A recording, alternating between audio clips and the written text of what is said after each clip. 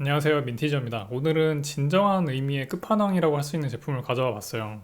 바로 라이젠 7800X3D입니다. 이미 7950X3D의 성능이 공개가 된 상황이라 정말 최고는 당연히 그 7950X3D겠지만 7800X3D가 갖고 있는 의미는 또 다르다고 생각이 되는데요. 7950X3D는 최강이긴 했지만 제대로 쓰려면은 약간의 설정을 좀 해줬어야 됐어요. 총 16개의 코어가 각각 2개의 CCD에 나눠져 있었는데 한쪽은 이제 3V 캐시가 올라간 CCD지만 다른 쪽은 일반 CCD였거든요. 그렇기 때문에 게임에서 3D V 캐시를 잘 쓰려면은 AMD 칩셋 드라이버를 꼭 깔아주고 그리고 윈도우 게임 모드 설정도 막 해주고 뭐 이런 좀 귀찮은 과정들을 해줬어야만 제 성능을 낼 수가 있었거든요. 그런데 7800X3D는 CCD가 한 개다 보니까 어차피 3D V캐시가 붙어있는 코어로만 모든 작업이나 게임들이 돌아가게 돼 있어가지고 메인보드 바이오스만 최신 버전으로 업데이트를 해주면은 다 끝나니까 귀찮은 게 좀 덜하죠. 그런데 어쨌든 궁금한 부분은 i9 13900K를 게임 성능으로 이겼냐겠죠. 결론부터 말하면은 절대적인 성능은 전반적으로 좀 우위에 있긴 한데 게임에 따라서 조금 다를 수는 있다고 생각이 돼요. 하지만 가장 중요한 가성비는 압도적인 우위에 있습니다. 일단 오늘 테스트한 사양부터 말씀을 드릴게요. CPU랑 메인보드만 차이 나고요. 나머지 부품들은 똑같아요. 그래서 쿨러도 역시나 3열 순행 대장급으로 준비를 해서 13900K가 온도 때문에 제 성능 못 내는 그런 상황은 최대한 없도록 했습니다.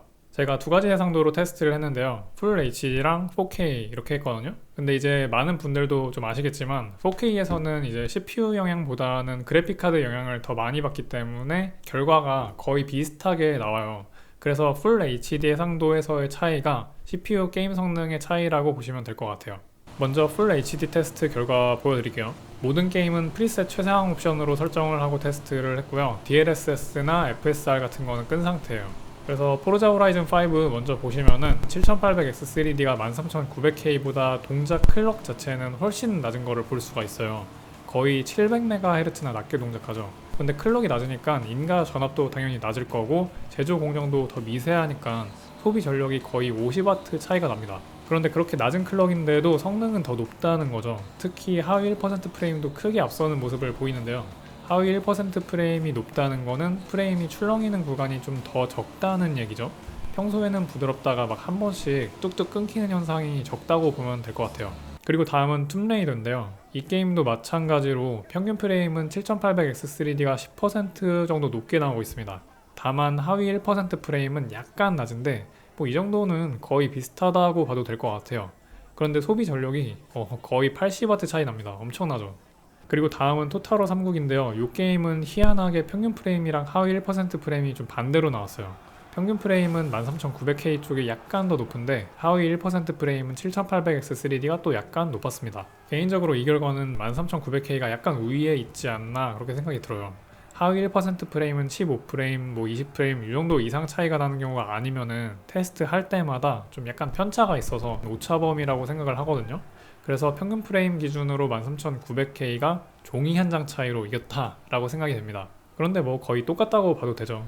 근데 사이버펑크에서는 하위 1% 프레임에서 13900K가 압승을 했습니다. 사이버펑크는 제가 많이 테스트를 해보니까 10코어 이상도 쓰는 게임인 것 같아요. 벤치마크 구간 중에서 이 정도 구간까지는 그래도 평균은 비슷하고 하위 1% 프레임도 아주 많이 떨어지지는 않거든요. 그런데 이쯤 구간 넘어가면서부터 7800X3D의 하위 1%가 급격하게 빠집니다. 그래서 최종적으로 거의 50프레임이나 차이 나면서 마무리가 되는데요. 이거는 코어 개수가 확실히 차이가 나다 보니까 프레임 드랍을 방어를 해줄 스레드가 모자라서 그렇다고 생각이 돼요. 그런데 아까 프레임 드랍 구간을 지나갈 때 다시 한번 보면은 확실히 13900K가 코어 개수를 많이 쓰고 있는 게 보이는 게요. 사용 전력이 갑자기 최대로 차이가 나요.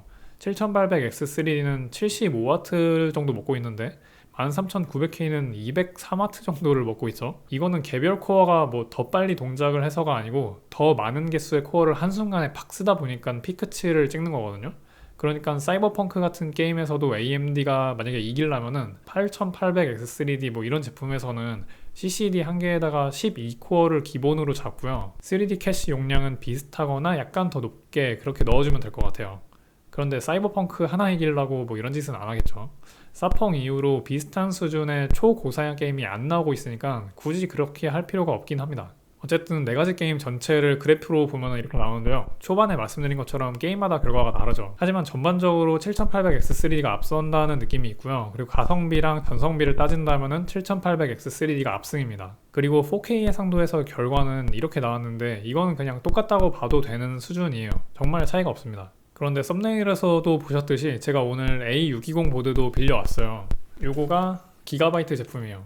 지금 다나와에는 A620 보드가 이 모델 딱 하나 올라와 있는 것 같더라고요. 최근에 기가바이트에서 좀 가격대를 저렴하게 책정을 하는 거를 보면은 다른 제조사들은 이것보다는 조금 더 가격대가 높을 가능성이 있는 건데 가장 저렴한 A620 보드가 이 가격대 정도까지 올라온 거는 저 개인적으로는 조금 아쉽다고 생각을 합니다. 저는 10만원 아래를 솔직히 기대를 했는데 거기까지는 못했어도 한 10만원 초반대면 좋았겠다 싶어요. 그런데 막상 또 사양을 보니까 예전에 A320보다는 훨씬 좋아지긴 했더라고요. 일단 전원부가 CPU 쪽이 8페이지 구성을 하고 있는데 예전에 A320 같은 경우에는 보통 뭐 4, 5페이지? 그 정도였던 거를 생각을 하면 좋아지긴 했죠. 그래서 제가 이거를 천천히 조립을 하면서 A620 보드로 테스트한 것도 같이 보여드릴 건데요.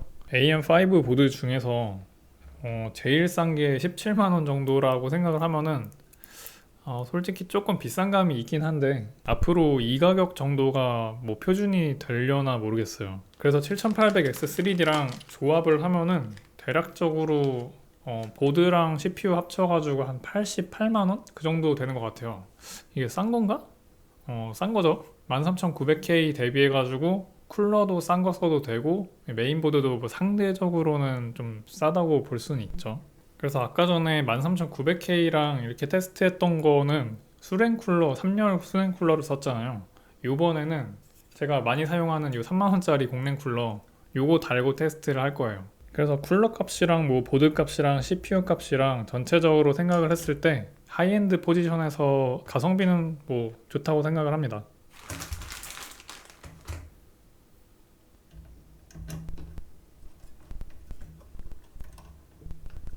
지금 이런 식으로 만들어 놨고요. 아까 전에 테스트한 거랑 동일하게 이제 램이랑 뭐 그래픽 카드 이런 건 다 똑같이 세팅을 했어요. 그냥 단지 달라진 거는 쿨러랑 메인보드 이 정도 달라졌고요. 근데 실제로 A620 보드에다가 이렇게 3만원짜리 공랭 쿨러 달고 쓰면은 성능에서 손해보는 부분은 없을까요? 지금부터 제가 테스트 결과를 보여드릴게요.